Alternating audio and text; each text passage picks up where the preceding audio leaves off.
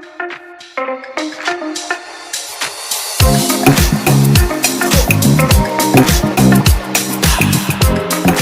Morning everyone. आज हम लोग जानेंगे जहीरुद्दीन मोहम्मद बाबर के बारे में, जो कि मुगल वंश के संस्थापक के रूप में जाने जाते हैं। बाबर का इतिहास काफी रोचक रहा है, जिसके बारे में आज हम लोग डिटेल में जानेंगे। बाबर 11 वर्ष की ही उम्र में फरगना का शासक बन गया था। इसका कारण यह था कि उनके पिता की मृत्यु हो चुकी थी, जिसकी वजह से उनको शासक बनना पड़ा। पर बाद में इन्होंने काबुल को अपनी राजधानी बनाई और वहां से बैठे बैठे उन्होंने भारत पर आक्रमण करने की तैयारी करने लगे। इसके बीच में उन्होंने 4 बार छोटे छोटे आक्रमण भी किए भारत की ताकत का पता लगाने के लिए। उसके बाद इन्होंने फैसला कर लिया कि जो दिल्ली सल्तनत जो वहाँ पे चल रही है भारत में, उस पर आक्रमण करके उसको हराना है। इसके बाद वो अपनी बड़ी सेना लेकर के निकल गए और युद्ध जीत गए।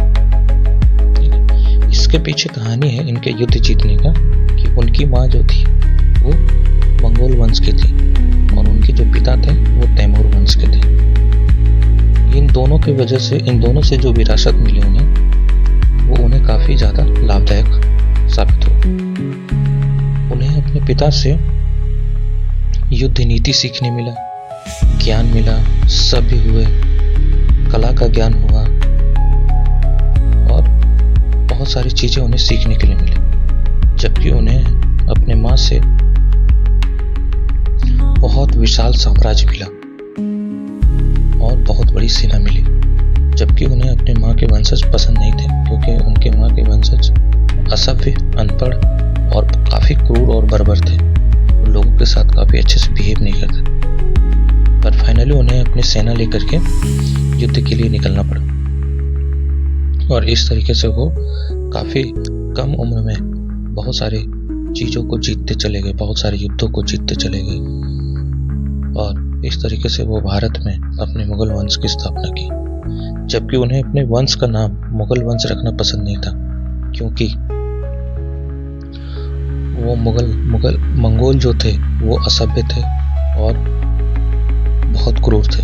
इसलिए वो हमेशा अपने आप को तुर्की कहलाते थे कि मुझे तुर्की कहिए और मेरे साम्राज्य को आप हिंदुस्तान ही कहिए, बट मुगल वंश मत कहिए। बट अफगानी और जो भारत थे, जो उनके विरोधी थे, वो हमेशा उनकी बड़ी सेना को देख करके उन्हें मुगल ही कहते थे, क्योंकि ये जो सेना थी वो मंगोल की थी और मंगोल से ही ये मुगल शब्द आया। इसके वजह से इनको ये नाम एक्सेप्ट करना पड़ा और यही नाम भारत में प्रचलित हुआ और मुगल वंश के नाम से जाना गया। इसी वजह से बाबर को मुगल वंश का संस्थापक माना जाता है। धन्यवाद। अगले एपिसोड में हम लोग ये जानेंगे कि बाबर किस प्रकार से सब युद्ध को जीता और किस तरीके से वो हासिल की। धन्यवाद।